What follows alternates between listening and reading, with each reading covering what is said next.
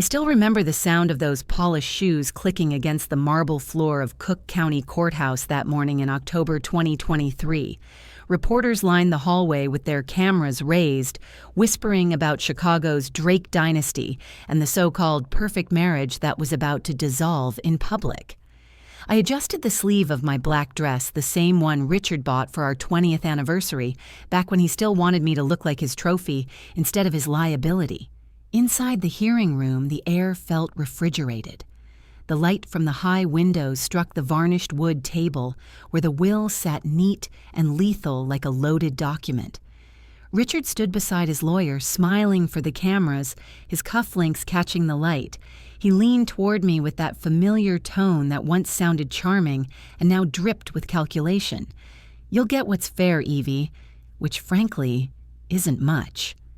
His sister Linda, seated behind him, gave a dry laugh. Samantha, his company's legal counsel, and the woman I once hired myself, crossed her legs and smirked. The judge entered and everyone rose. I did too, steady my palms dry. I had waited months for this. The clerk read the preamble of the will in that flat, bureaucratic tone that always makes tragedy sound procedural. Then came the clause. Clause 17B, the clerk announced. In the event of psychological instability of the spouse, all inheritance rights shall be nullified and reverted to the surviving trustee. My heart didn't race. It slowed like it always does when something shifts from shock to strategy. Around the room there was a collective intake of breath. A few reporters glanced up pens, frozen mid-air. Richard straightened his tie, confident he had won before the game had even started. I kept my eyes on the envelope in my hand. For months he had painted me as fragile, emotionally exhausted, too sensitive for the world of numbers and contracts. He didn't know that sensitivity, when refined by betrayal, becomes precision. The silence in that courtroom had a pulse. Even the judge looked uncomfortable. That was when I rose from my seat.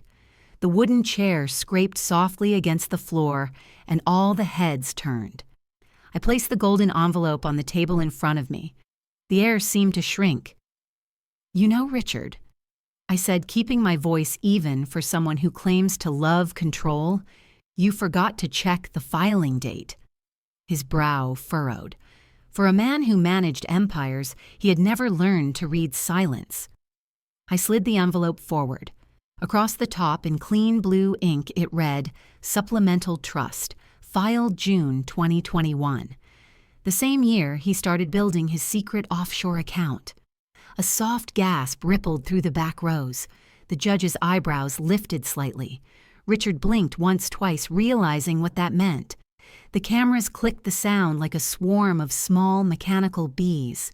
Amelia Ruiz, my attorney, stood just behind me, silent but steady, the way she'd been through every step of this. She didn't need to say a word. I had done my homework. "What's that?" Richard asked, still smiling but paler now.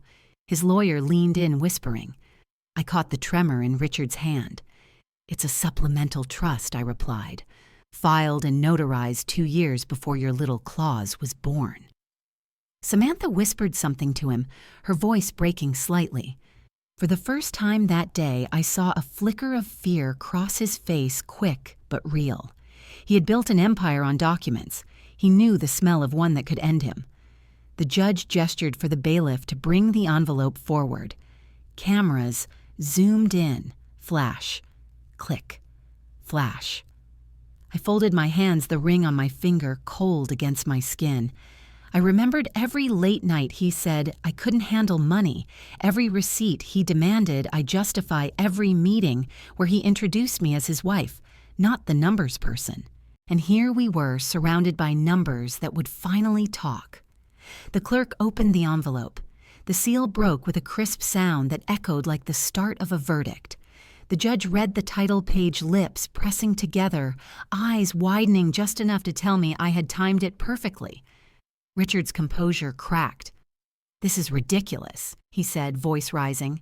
"She doesn't even understand what she's filed." I looked straight at him.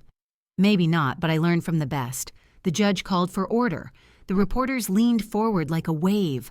Everyone wanted to know what was inside that envelope. The truth was, it wasn't just a document. It was months of planning signatures and a single brilliant line that could turn his own greed into my shield. I watched him swallow hard, his eyes darting toward the exit, toward Samantha, toward anywhere but me. That was the moment I realized the power had shifted, not loudly, not violently, but completely. And in that brief pause before the next word left the judge's mouth, I felt something I hadn't felt in years. Calm. Real calm. Justice wasn't loud. It was measured, deliberate, and irreversible. In 2018, before everything began to crack, I thought my life was steady. We lived in Evanston, a quiet suburb where the lake shimmered in spring and the lawns were always too perfect. Richard and I had been married for 16 years. He ran Drake Financial Group, and I was his company's chief accountant. People said we were a power couple. They saw the lake house, the Tesla, the parties, and thought we were made of gold. They never noticed the bars around it. The first time he handed me a weekly envelope, I thought it was a joke. "Here's your allowance, Evie. $400 should cover groceries and your little extras." I laughed at first. Then he started locking the office safe and collecting receipts every Sunday. I used to manage entire portfolios worth millions, but I found myself asking permission to buy laundry detergent. He said it was about balance. I began to realize it was about control. Cameras appeared in the corners of our home, small black eyes blinking red. For safety, he said the same tone he used when talking to clients about risk mitigation. I remember standing in the living room watching the feed on his phone that showed me sitting on the couch. Safety, from what I asked. He didn't answer. He didn't need to. One Saturday, I went to the bank to fix a transaction issue. The clerk smiled politely, typing on her keyboard. Then her eyes softened. "Ma'am, your card is listed as dependent," she said.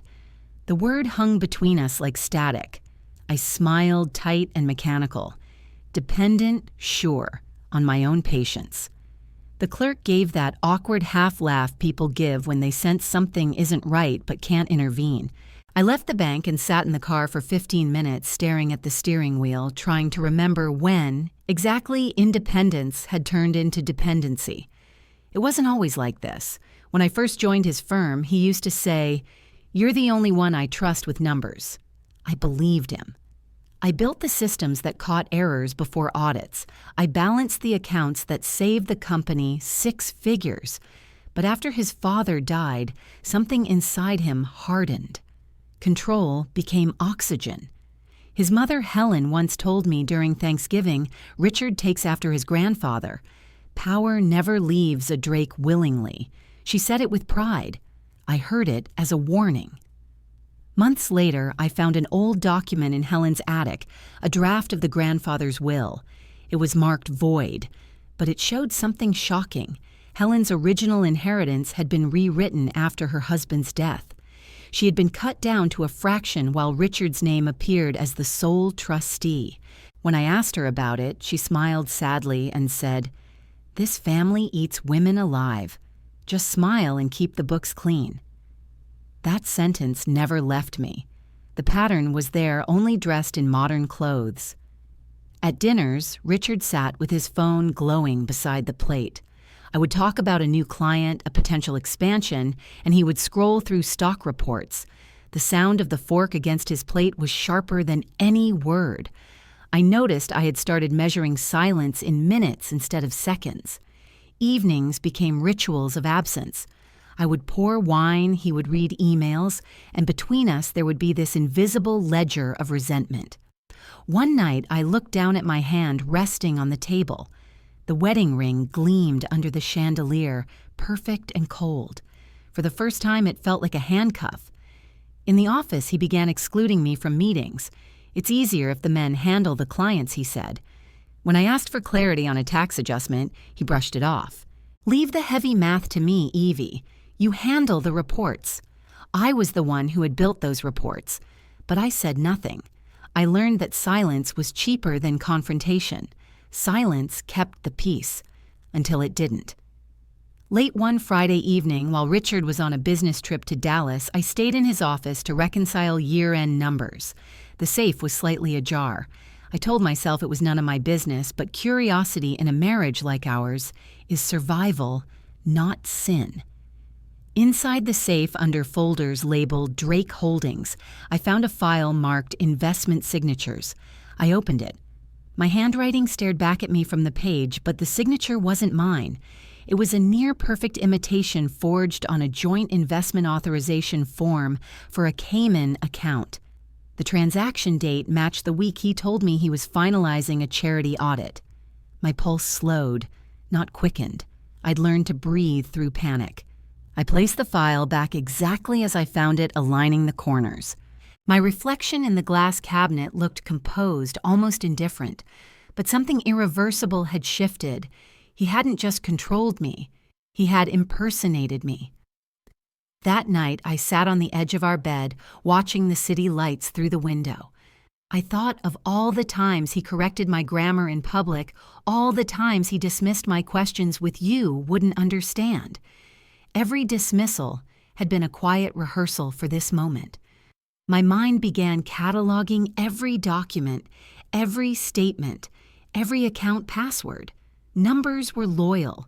They always told the truth when you knew where to look. Over the next few weeks, I tested small boundaries. I transferred a modest sum from our joint account to my own to see if he'd notice. Within hours, he texted, "We need to discuss unauthorized spending." The next morning, he left a new spreadsheet on the kitchen counter labeled Household Budget 2019.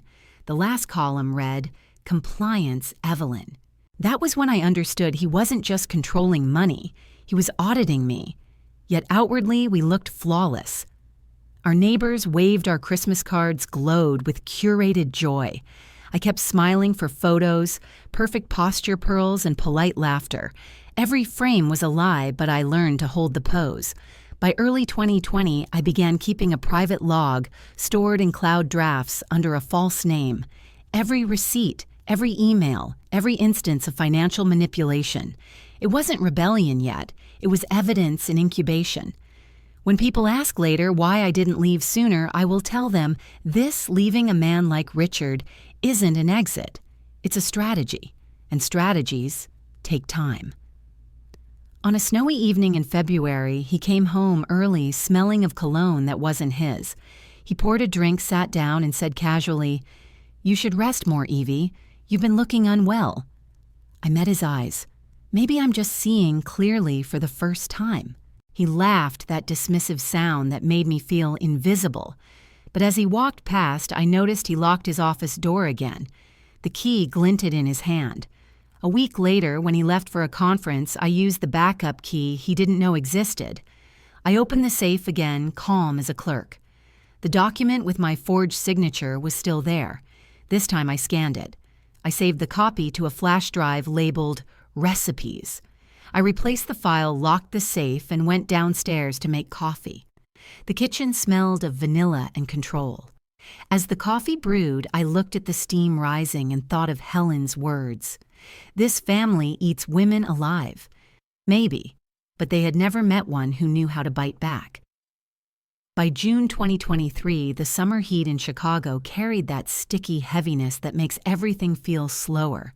But that morning, my heart raced with a rhythm only betrayal could set. I had returned home from a grocery run when my phone buzzed.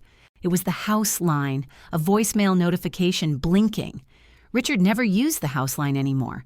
Curiosity wasn't what made me press play. It was instinct.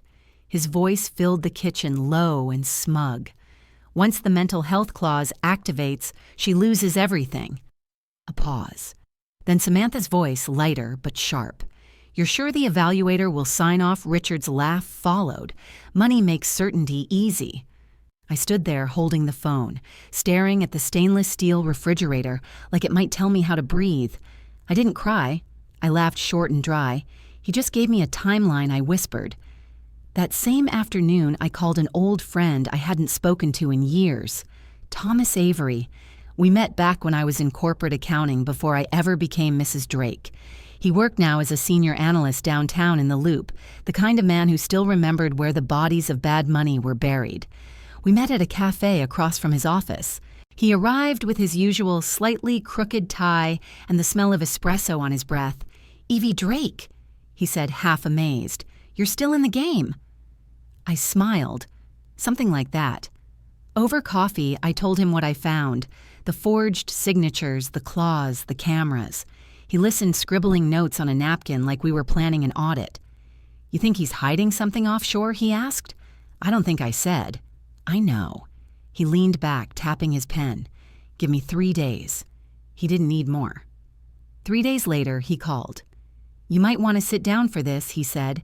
"There's a trust under the name RD Holdings, Cayman-based, $8.2 million. I felt my breath steady, not shake. "And my name appears as cosigner," Thomas said. "But the signature is, well, not yours." He sent me a scan. My stomach didn't drop. It aligned. Of course, Richard had built a fortress of money behind my back, but now I had the blueprint. That night, I poured a glass of wine and sat at my desk with my laptop open. I created a document titled Budget Review. It wasn't a budget. It was my first act of quiet retaliation. The next morning, I emailed it to his company's finance department with a simple subject line: consulting fee, spousal budget analysis. The invoice total read $14,000.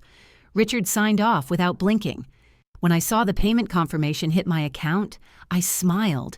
"You just paid me to exist," I said to no one in particular. For the first time in years, I felt something close to amusement. It was petty, yes, but it was mine. Thomas called again that week. "You want me to pull the trust documents?" "No," I said. "Not yet. Let him think he's untouchable. The higher they sit, the easier they fall." I spent the next days reading every clause of our prenuptial agreement, every trust instrument. That was when I found Clause 17B, again the one Richard had mentioned in that voicemail. It was hidden in the corporate legal amendments, not just our will. The clause stated that if a spouse was deemed mentally unfit, all financial and inheritance claims became void. It was a clean kill mechanism. The trick was that it only worked if he could legally prove I was unstable. That realization didn't terrify me. It clarified everything. If he wanted to weaponize sanity, I'd turn it into a test he couldn't pass. I began scheduling therapy sessions, regular ones documented and certified. Every visit became evidence that I was not the person his lawyers painted in drafts I hadn't seen. Meanwhile, Richard grew careless. One night he came home late and left his phone on the counter. While he showered, I saw an email preview light up. From Samantha, all set for the evaluation. June 23rd. My pulse stayed calm. The date was in 2 weeks. That was his deadline. Mine too. The next morning, I cooked breakfast like nothing was wrong. He sat across from me, scrolling through his phone. "You've been quiet lately," he said. "I'm just thinking about our future." He smiled, believing it was flattery. "That's my girl." I almost laughed again. He had no idea how true that was. That day, I went downtown to meet Thomas again. I need something, I said. I need proof he moved the money after the trust was amended. Anything showing he acted with intent.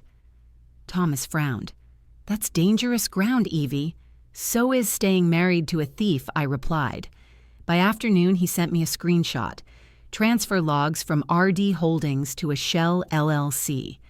Dates aligned perfectly with the month Richard told me he was renovating his mother's condo. I now had motive movement and forgery. I had a case. I began keeping copies of everything in encrypted cloud folders under the alias ED Foundation. The name came to me one night while watching the city lights through my window. ED, for Evelyn Drake. Foundation, because revenge for me had always been about rebuilding. I started walking every evening past the law firms and financial towers, reminding myself that those buildings existed because people like me once believed in trust. The irony wasn't lost on me. Days later, Richard began testing me, leaving small traps, misplaced documents, questions about my memory, even casual remarks like, "You seem tired lately." It was all designed to provoke a reaction, but I didn't give him one. I smiled, wrote it down, and made a note of the time. He wanted instability. I gave him composure.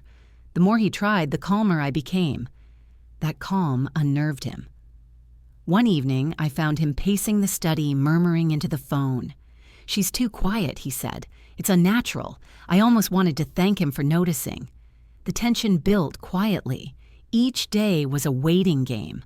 I no longer needed to fight him openly. Every move he made was documentation. Every insult was data. It wasn't emotion anymore. It was math. Revenge, I learned, had an accounting method. Assets and liabilities, risk and return. He was about to learn the same lesson. The night before his planned evaluation, I looked at myself in the mirror and barely recognized the woman there. She wasn't the accountant or the wife. She was a strategist with patience as her weapon. In the reflection, I whispered, "He thinks sanity is weakness. Let's prove it's leverage."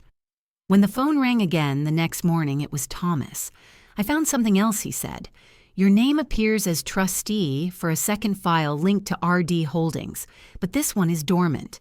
"Dormant," I asked, meaning it can be activated with a legal trigger. I smiled. Good, let him pull his claws. I have mine too. By July 2023, Richard decided to turn sanity into spectacle. It began on a Thursday morning, humid and bright, when I found two strangers in our living room. One was a woman in scrubs, the other a man holding a clipboard. Richard stood between them, performing concern like it was theater. "She's been erratic," he said to them, "barely sleeping, talking to herself. She threw a vase last night." The nurse glanced around the spotless room. Nothing was broken. My favorite glass vase sat intact on the side table full of lilies. "You might want to check your props," I said. Richard's jaw tightened. "Evie, please cooperate. This is for your own good."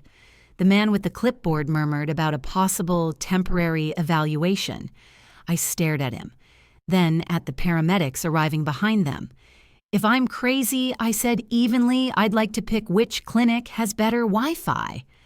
The younger nurse's mouth twitched, trying not to smile. Richard glared at her until she stopped. Outside, the neighbors watched through their windows as an ambulance idled by the curb. Mrs. Dempsey from next door whispered to her husband, hand pressed against the glass. The spectacle was working, at least for the audience. Richard folded his arms, pretending to be the helpless husband. "She needs professional help," he said to the paramedics. They nodded, glancing at me. I didn't resist. I simply walked to the door, grabbed my purse, and said, "Fine, let's make it official." At Northwestern Memorial Hospital, the attending physician looked at me over his glasses after an hour of tests and conversation. "Mrs. Drake," he said, "you're remarkably stable. Do you feel unsafe at home?" I smiled. "Only when people try to define sanity for profit." He raised an eyebrow but didn't press. I signed the forms, took a copy of the report, and slipped it into my folder. That piece of paper would become gold later. When I returned home, Richard looked annoyed that I hadn't been admitted. "They said you're fine," he asked, incredulous. "I am fine," I said, "but I appreciate your concern for my mental health." His face reddened. "Don't mock me." "Why not?" I asked lightly. "You seem to enjoy mocking me." That night, I sat on the patio with my laptop and uploaded the report to a secure drive. Then, with deliberate calm, I opened Facebook. My post read, "Funny how people who cheat worry most about your sanity." I attached no photo, no names, just words. Within hours, it had 8,000 shares. By the next morning, Richard's company lost a sponsorship deal. The whispers had started. "Isn't that the guy whose wife went to the hospital?" one journalist tweeted. Another replied, "Maybe she was the sane one." He stormed into my office at home, phone in hand, face blotched red. "What did you post?" "The truth," I said. "Just not all of it yet." He slammed the door so hard the frame shook. For a moment, I almost pitied him. Almost. Over the following week, he tried to repair the image. I watched him speak to his lawyer, Samantha, over whispered calls. They met twice at the office. Once he forgot to mute his Bluetooth speaker. From the kitchen, I heard Samantha say, "We'll need a formal psychological statement to reinforce the clause." He murmured something about getting Dr. Linton to sign off. I noted the name.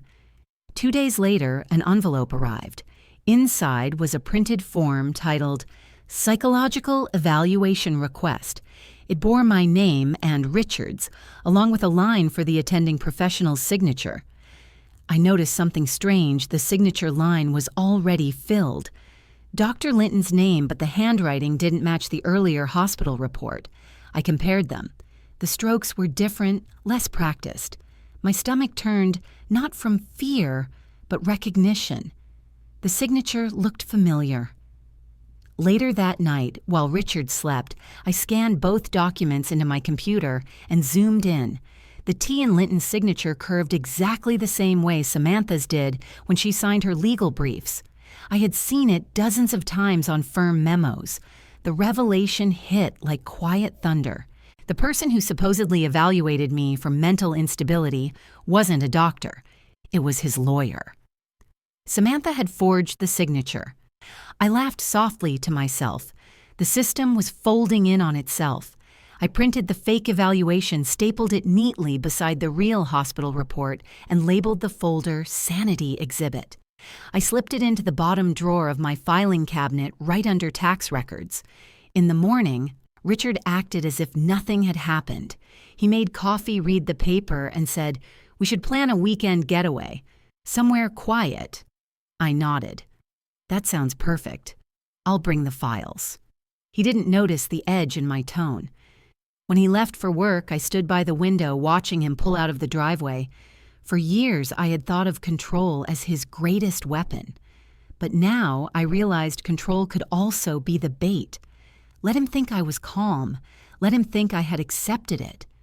In truth, I was cataloging his every lie one signature at a time. Later that week, I met with Thomas again. We sat in the back booth of a cafe. I slid the forged document across the table. He whistled low. "That's not even subtle." "No," I said, "but it's useful. You're building a case." "I'm building inevitability," I replied. Outside, rain began to fall soft against the windows. It felt cleansing. When I returned home that night, I poured a glass of wine and sat in front of the mirror. My reflection didn't look tired anymore. It looked deliberate.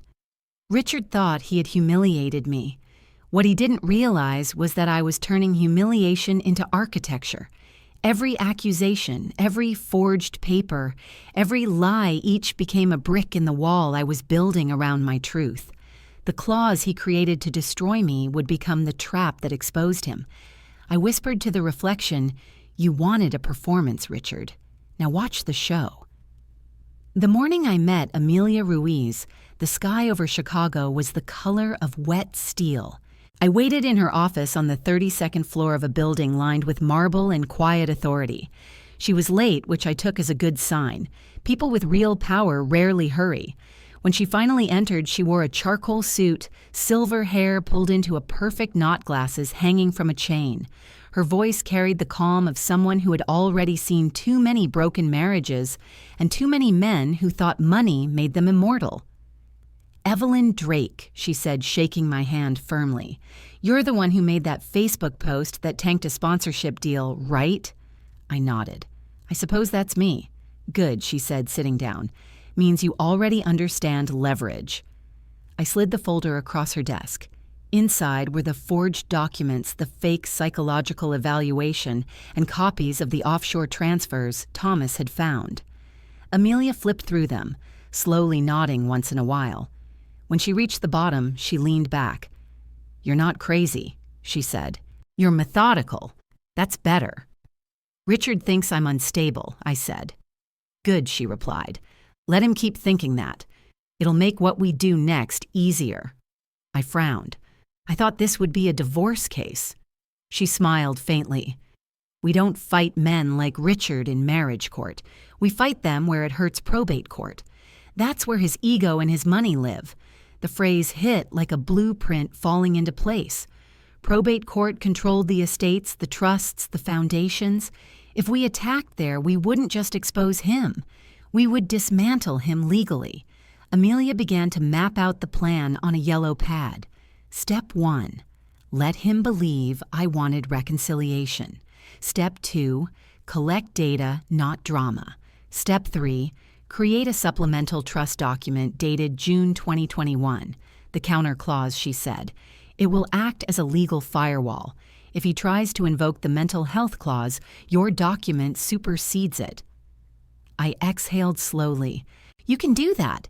We can do anything as long as it's already dated, she said, smiling. Law is a matter of paperwork and timing. You give me one, I'll handle the other. Over the next weeks, I played my part. At home, I softened my tone, laughed at his jokes, made dinner. Richard began to believe I had surrendered. One night, he even said, "You seem more like yourself lately." I smiled. Maybe I finally understand you. What he didn't know was that every email he dictated to his assistant went straight to my private archive. I had installed a forwarding rule on our shared account. Every time he mentioned clause or evaluation, it copied automatically. At the same time, Thomas was helping me collect his banking metadata. Nothing illegal, just pattern recognition. Transfers, withdrawals, shell payments. The shape of deceit has a rhythm if you know how to listen. Amelia worked quietly in the background. She drafted the supplemental trust document listing me as the executor of a charitable foundation to be established upon Richard's breach of ethics or fraud. The date on the document, June 2021. Legally, it existed before his clause ever did. How do we make sure he doesn't see this coming, I asked. We give him something else to look at, Amelia said. A decoy. That weekend, I bought a watch. A Rolex replica so precise it could fool anyone but an expert. I had it engraved on the back with small cursive words. Time reveals everything. I wrapped it in velvet and presented it to him at dinner. He looked surprised. For me, for you, I said sweetly, a symbol of new beginnings. He kissed my cheek and wore it immediately.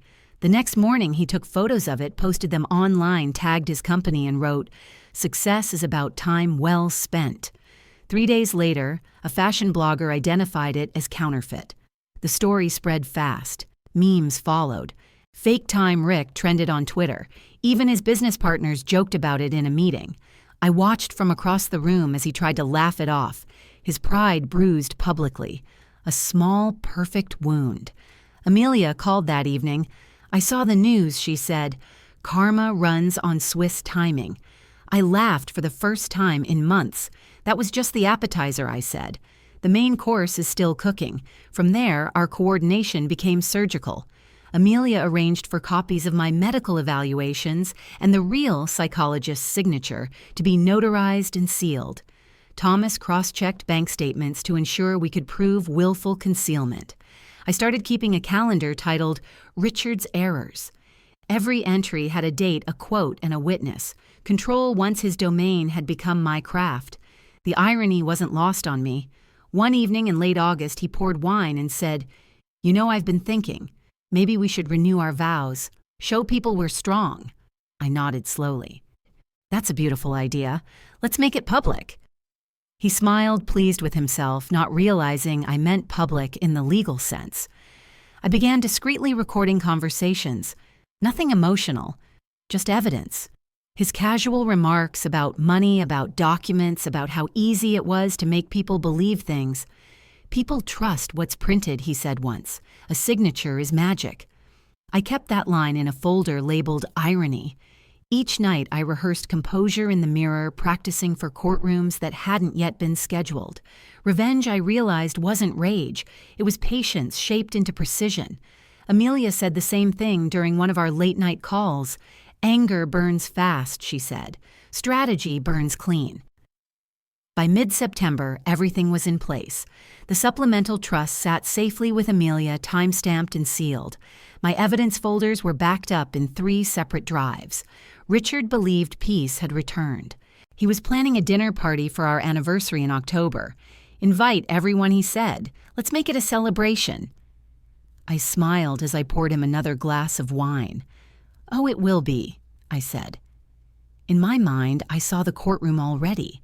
The flash of camera bulbs, the sound of papers unfolding, the moment his face realized that every clause he wrote had become a confession.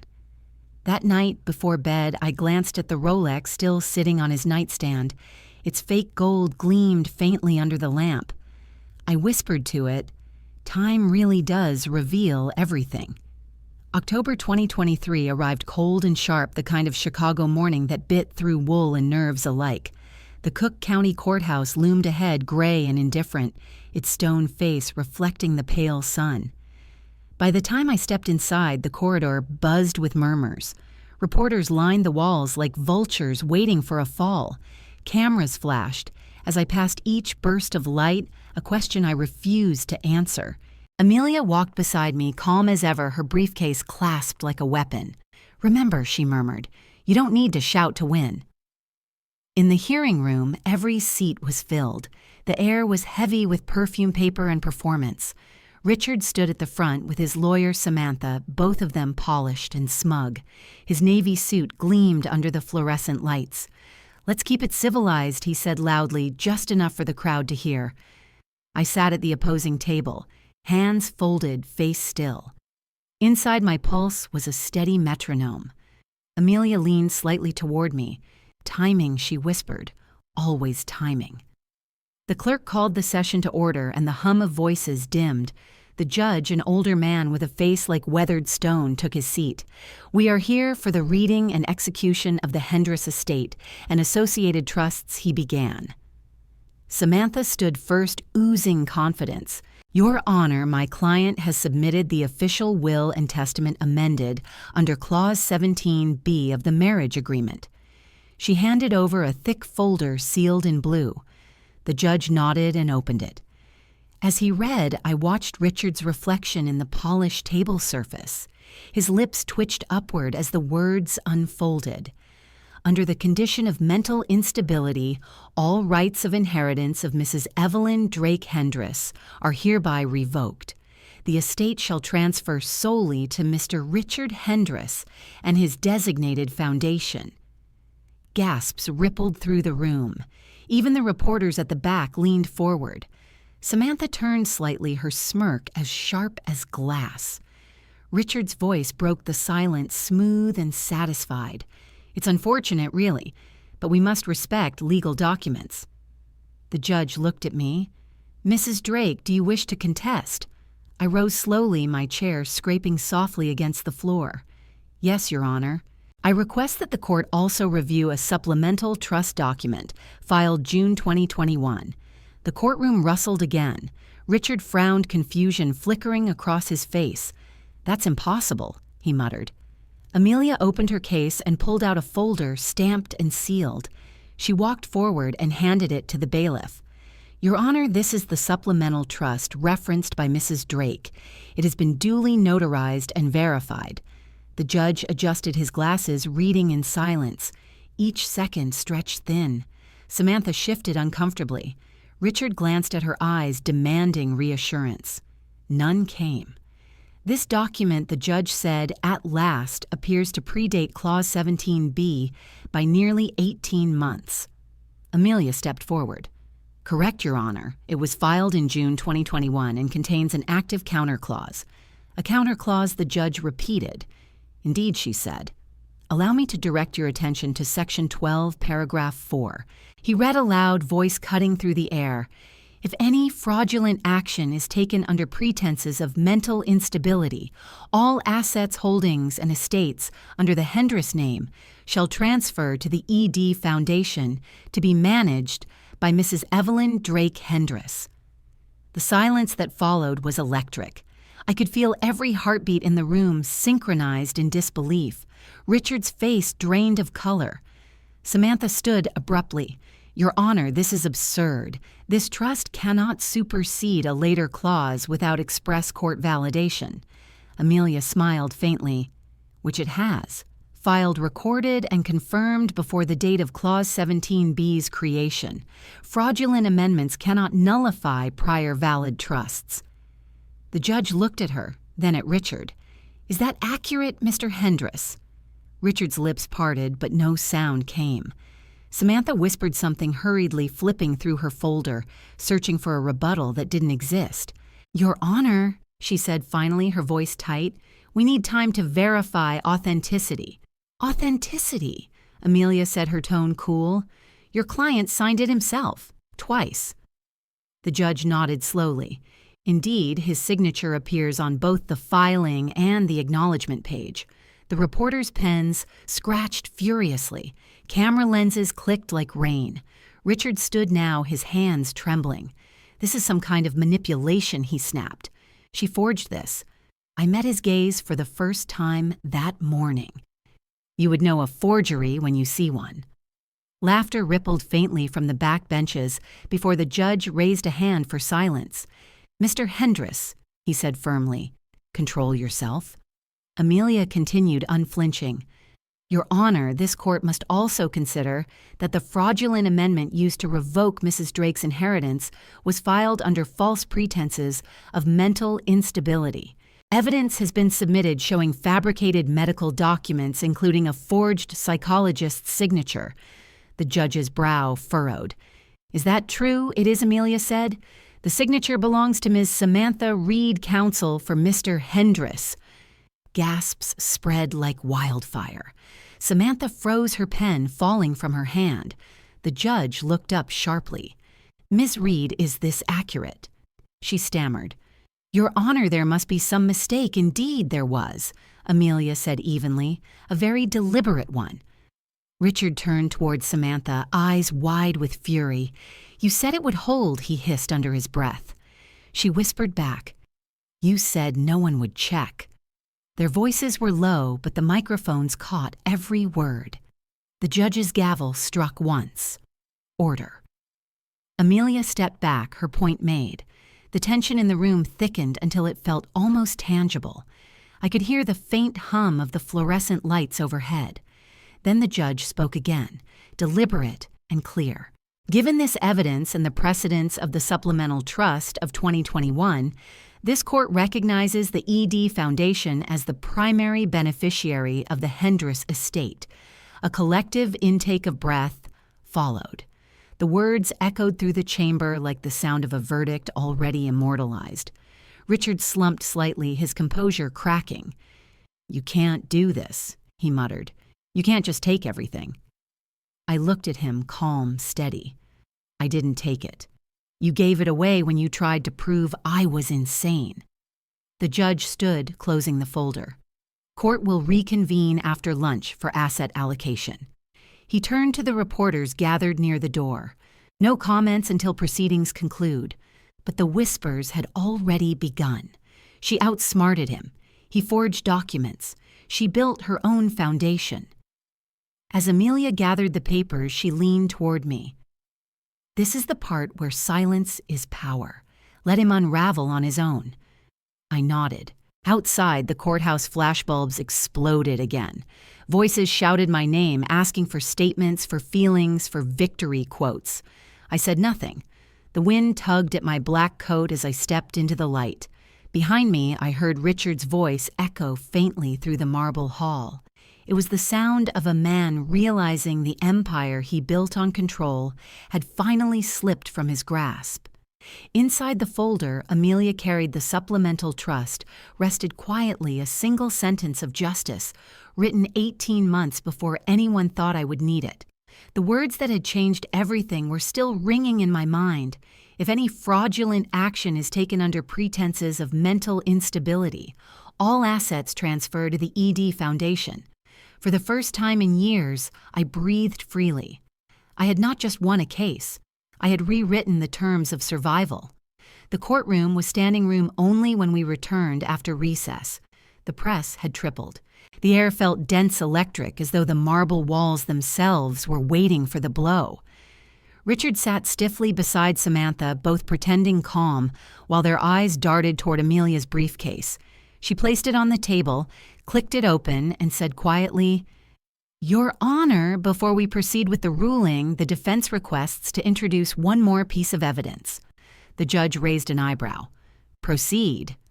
Amelia pressed a button on the laptop.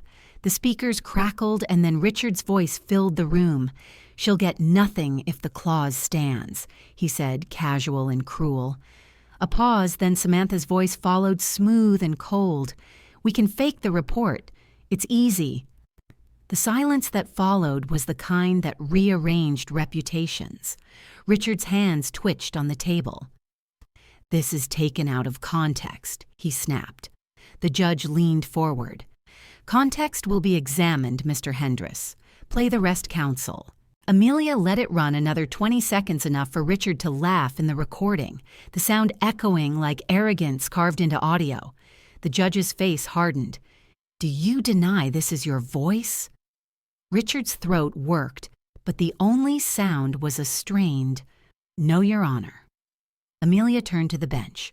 "Your Honor, we also request forensic verification of the document referred to as Clause 17B. Samantha began to protest, but the judge cut her off. "Approved. Bring in the expert." A man in a gray suit entered carrying a small case. He introduced himself as Dr. Leary, handwriting analyst for the state. He placed 2 pages under the courtroom projector. "This," he said, pointing to the top sheet, "is the original trust clause dated December 2021. This," he lifted the second, "is the amendment known as Clause 17B. The pen used in the second document was manufactured in late 2022. A murmur spread. He continued, his tone clinical. "Which means the amendment could not have been signed on its stated date. This confirms deliberate backdating and fraudulent modification." Samantha's face went pale. Richard shifted, whispering harshly. The microphones caught enough for the audience to hear fragments. "Fix it. Do something." Samantha shook her head. "It's done." The judge leaned back, the weight of the evidence settling. "This court recognizes clear proof of legal fraud and document falsification." Reporters scribbled. Camera bulbs flashed. Somewhere, a chair creaked. Amelia remained standing, her voice steady. "Your Honor, these actions were not mistakes.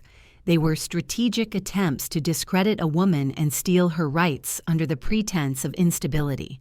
My client was meant to be erased quietly. We are here because she refused to disappear."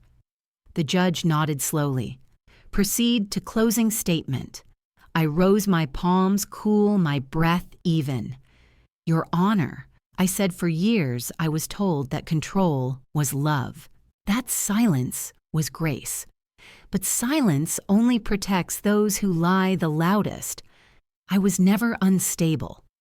I was inconvenient, and that's what they tried to diagnose." The judge studied me for a long moment before turning back to Richard. "Do you wish to respond?" Richard stood abruptly, knocking his chair over. "This is manipulation. She's vindictive, Your Honor. She's after money." "After money," I said quietly. "No, Richard. After the truth." The judge struck his gavel once. "Enough. The record speaks for itself." Samantha's composure finally cracked. She gathered her papers with trembling hands, mumbling apologies. I didn't mean." Her voice broke. She bolted from the table, heels clattering against marble, a trail of whispers following her. The reporters surged toward her as she exited, cameras flashing like lightning. Richard turned to his lawyer's empty seat, bewildered, then to Amelia. "You set me up," he said. "You tricked me." Amelia met his eyes. "No, Mr. Hendress. You documented yourself." He sat down, hard, colorless sweat gathering at his temples. "Please," he said to the judge, voice breaking. "She doesn't need everything. I'll settle." The judge's gaze was cold. "This is not a negotiation. This is judgment." I stood still, my voice quiet but sharp. "You always said I couldn't handle money. Turns out I handle evidence better." A ripple of laughter broke through the tension before dissolving into silence again. The judge read the final ruling.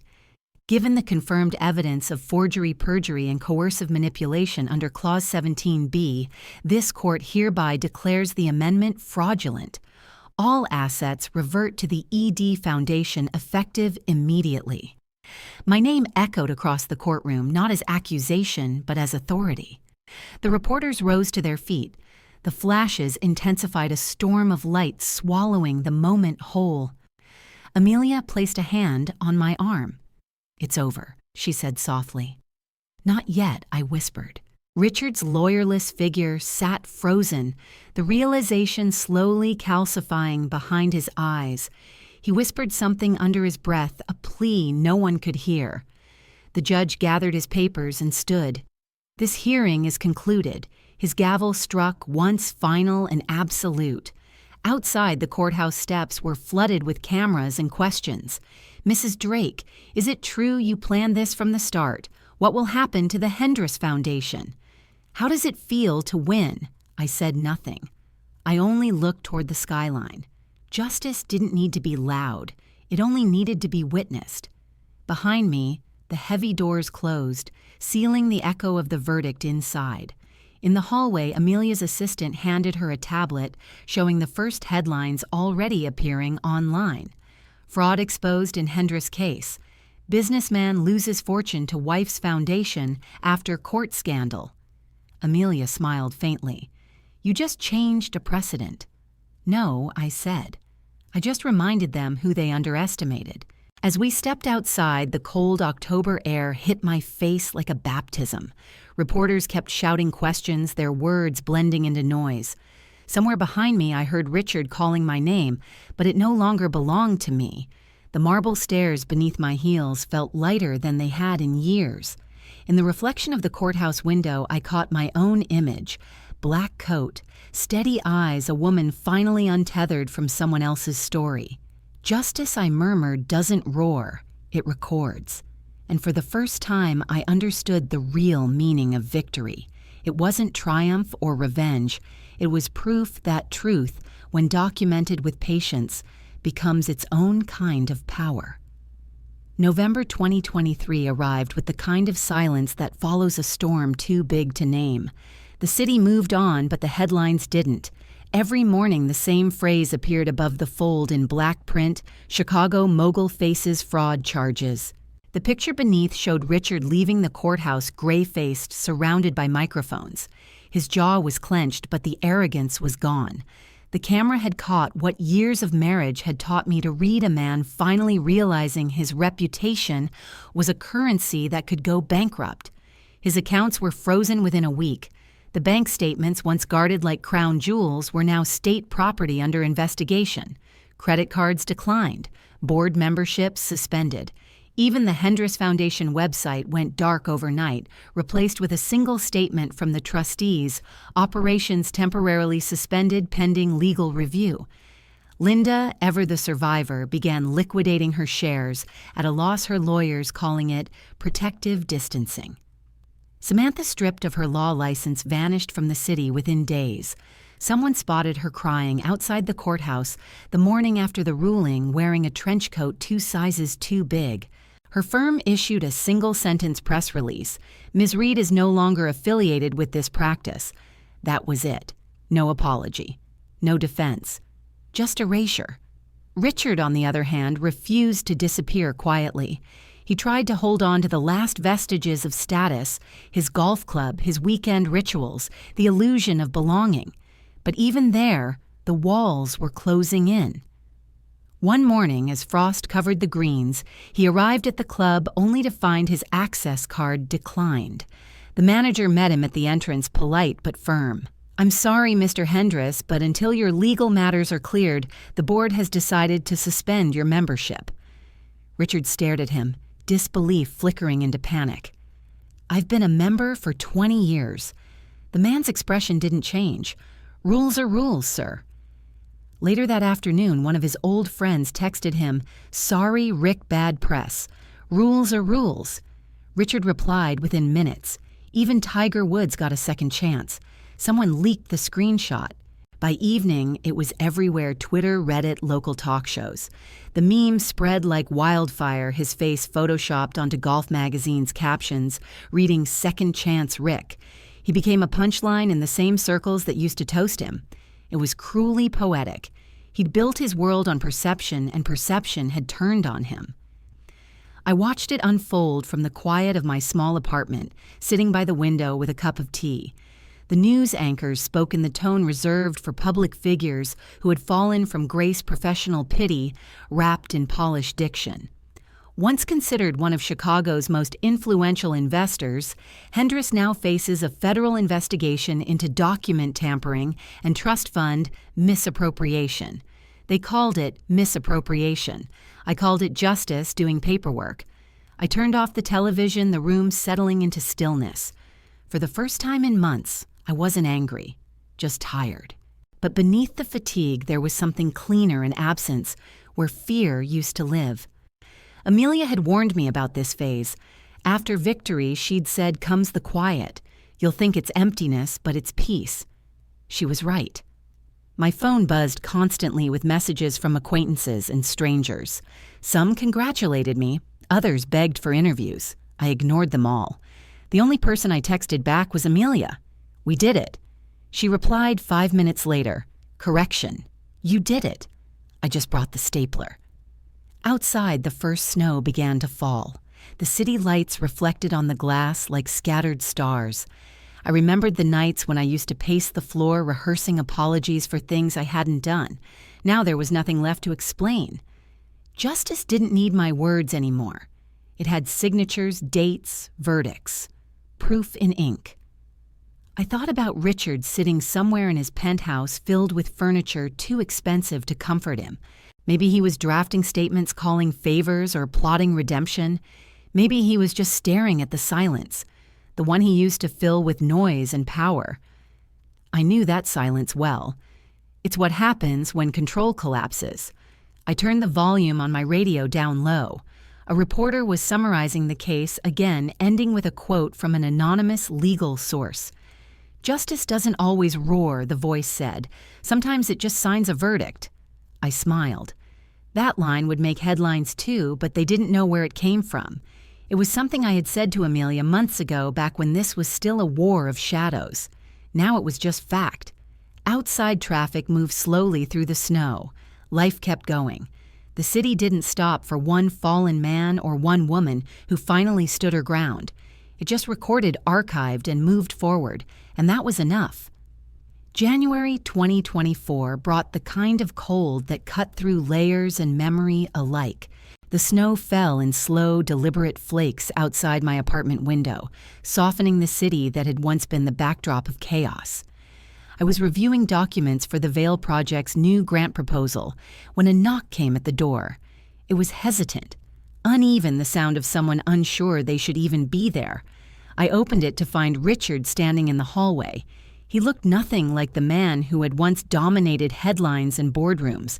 His coat hung loose, his collar stained, and his eyes were rimmed with sleepless nights. In one hand, he held a cheap bottle of bourbon, the kind that left more regret than warmth. For a moment, neither of us spoke. "You're hard to reach," he said finally, his voice rough. "Maybe that's intentional," I replied. He shifted awkwardly, glancing down the hall before stepping inside. I just thought, maybe we could talk. Maybe you could lend me something? Temporarily. I looked at the bottle in his hand. "That your idea of collateral?" He laughed once, short and humorless. "Guess I'm not much of a salesman these days." I motioned for him to sit at the small table near the window. He lowered himself into the chair, his movements cautious, like a man sitting on the edge of his own past. I poured a glass of water and set it in front of him. "I don't do charity," I said evenly. "I do closure." His eyes flicked up, surprised by how calm my voice was. He opened his mouth to protest, but I slid a folder across the table before he could speak. "You owe me $2.6 million in damages," I said. He blinked confusion, giving way to disbelief. "That can't be right. It's all itemized," I said, tapping the folder. "Legal fees, defamation, and the sale of assets used to manipulate trust documents. The court finalized it last week. He didn't open it. He just stared at the cover, his reflection faint in the glossy paper. "You really went through with it," he murmured. "All the way." "You left me no halfway," I said quietly. The silence stretched between us, filled only by the hum of the heater and the muffled noise of the city below. Richard looked around the apartment, the minimal furniture, the books stacked neatly, the framed quote on the wall behind me. His eyes lingered on the poster, "The Vail Project," Rebuilding Women's Financial Freedom. "You built this," he asked. "With what you took from me. With what you tried to take from me," I corrected. "The foundation supports women rebuilding after financial manipulation. You'd be surprised how many think they're crazy before they realize they're just controlled." He looked away, jaw tightening. "You always had a way of making things sound noble." "No," I said. "I just learned how to name what happened." He reached for the glass of water, hands trembling slightly. "You know," he said after a pause, "I really thought I could fix it. The business, the reputation, everything. But the thing about falling is, nobody tells you when you've hit the bottom. You don't realize it until you stop digging," I said. He chuckled softly. "Still good with words. Still better with evidence," I replied. He looked up, eyes wet and distant. "Do you ever think about what we had? Before it all, I considered the question the years of noise and illusion. I think about what I learned," I said. "And that's enough." He exhaled shakily. "You really won, didn't you?" "No," I said.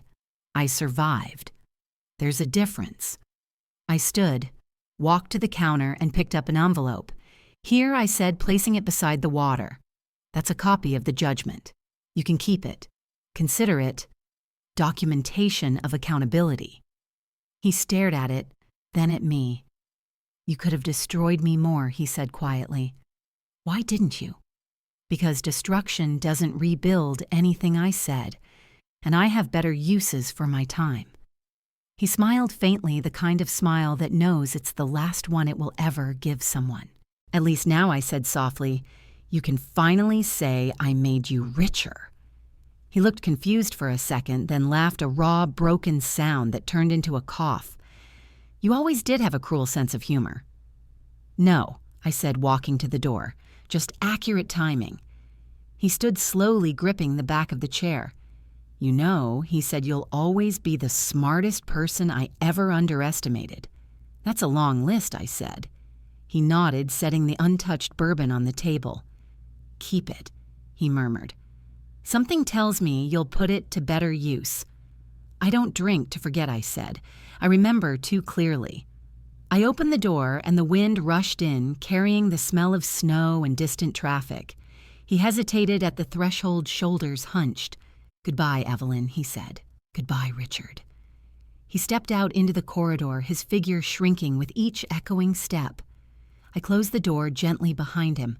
Outside, the snow fell heavier, coating the street lamps in white. I turned off the lights and sat by the window again. The city glowed faintly below each flake, catching the reflection of something still alive, still moving. The bourbon sat untouched on the table, the folder beside it gleaming under the soft lamplight. Justice had already spoken. Closure, it seemed, was quieter than I'd imagined. March 2024 arrived quietly, as if the city itself had exhaled after a long, bitter winter. The ice had melted from the river, the streets no longer hissed with salt, and sunlight began to linger past 5 o'clock. Inside a renovated office space on Wabash Avenue, a gold plaque gleamed on frosted glass. The Veil Project, Rebuilding Women's Financial Freedom. Evelyn Drake stood inside reviewing a case file while a pot of coffee brewed in the corner. The place was modest, just 4 desks, 2 paralegals, and a stack of donated office furniture. But to her, it felt like the first room she had ever truly owned. That morning, she was meeting with Mrs. Donnelly, a 68-year-old widow who trembled as she clutched her pension papers. Her son had taken control of her retirement account and emptied it under the guise of family investment. Evelyn listened without interrupting her pen, moving across the notepad with quiet precision. "He says it's gone," the woman whispered, eyes glistening. "He says it was an accident." Evelyn looked up, calm and measured. "Don't yell," she said. "Document. Karma loves receipts." The woman laughed weakly through tears. It was the kind of laugh that comes from being seen for the first time in years. Evelyn guided her through the process, reporting, notarizing, filing, her tone steady but compassionate. This was the new rhythm of her life, transforming pain into paperwork silence, into statements. Each case felt like a small restoration of balance, one page at a time. Later that week, a reporter from the Chicago Tribune visited for an interview about the foundation's impact. Evelyn declined the photo op but allowed a quote. "Justice isn't about revenge," she said. "It's about record-keeping. The truth has a timestamp. The article went viral anyway. Donations tripled overnight, and volunteers flooded the inbox, offering legal aid, financial counseling, even therapy sessions for survivors of financial manipulation." But the most poetic moment came 2 weeks later, when Evelyn finalized one last symbolic act. The Bentley Richards prized silver convertible, once a trophy of his excess, had sat untouched in storage since the court's ruling. She decided it was time for closure in the most literal way possible. The car was auctioned at a charity gala proceeds, directed toward a new scholarship fund under the Veil Project. When the winning recipient was announced, the headline wrote itself, "Mistress's daughter wins scholarship from the woman she wronged." The internet did the rest. Memes, reaction videos, late-night jokes, the story spread faster than she could have planned. One post showed Evelyn beside a quote bubble, reading, "Poetic justice comes with free tuition." Another dubbed her Queen Evelyn. At first she found it absurd. Then she realized absurdity had always been Richard's weapon. Now it was her armor. The viral attention brought more donors, more women reaching out. Stories poured in wives who'd been locked out of accounts, sisters tricked into co-signing loans, grandmothers whose wills had been rewritten in invisible ink. Evelyn read every email, replying to as many as she could. Each one felt like a thread pulling her towards something bigger than survival. In the evenings after the office emptied, she would sit by the window overlooking the city lights and review the day's work. Her desk was scattered with documents, case files, and a single framed quote from Amelia Truth. "Without action is sympathy. Truth with structure is justice." She smiled every time she read it. The Veil Project was proof that justice could have architecture. One afternoon, while organizing case reports, her assistant walked in holding a tablet. "You've seen this?" she asked, showing the screen. It was a photo of Richard leaving a rehab center, his name trending again. The caption read, "Former mogul seeks redemption through financial ethics course." Evelyn studied the image for a moment. He looked older, smaller, as though the world had finally resized him. She handed the tablet back. "Redemption's a full-time job," she said. "I hope he's finally working." That night, she attended a local fundraiser where the mayor presented her with an award for community advocacy in financial reform. When she stepped onto the stage, the crowd rose to its feet. Flashbulbs went off, but Evelyn didn't flinch. "Thank you." She began, her voice steady through the microphone. "This isn't about revenge or publicity. It's about what happens when you stop asking for fairness and start building systems that can't be rewritten in someone else's favor." Applause thundered. She concluded with a line that echoed the heart of her journey. "The best revenge isn't wealth, it's transparency." Afterward, she stood outside on the steps of the Civic Center, the spring air cool against her skin. Across the street, a digital billboard displayed a news blurb about the Veil Project's scholarship winners. Their smiling faces filled the screen. Evelyn thought of the years she had spent in silence, afraid to challenge what was written for her. Now she was the author. She took a deep breath, hands in her coat pockets, and whispered, "Small justices." One after another. That's how empires fall. The lights of Chicago shimmered around her reflections, dancing on the river below.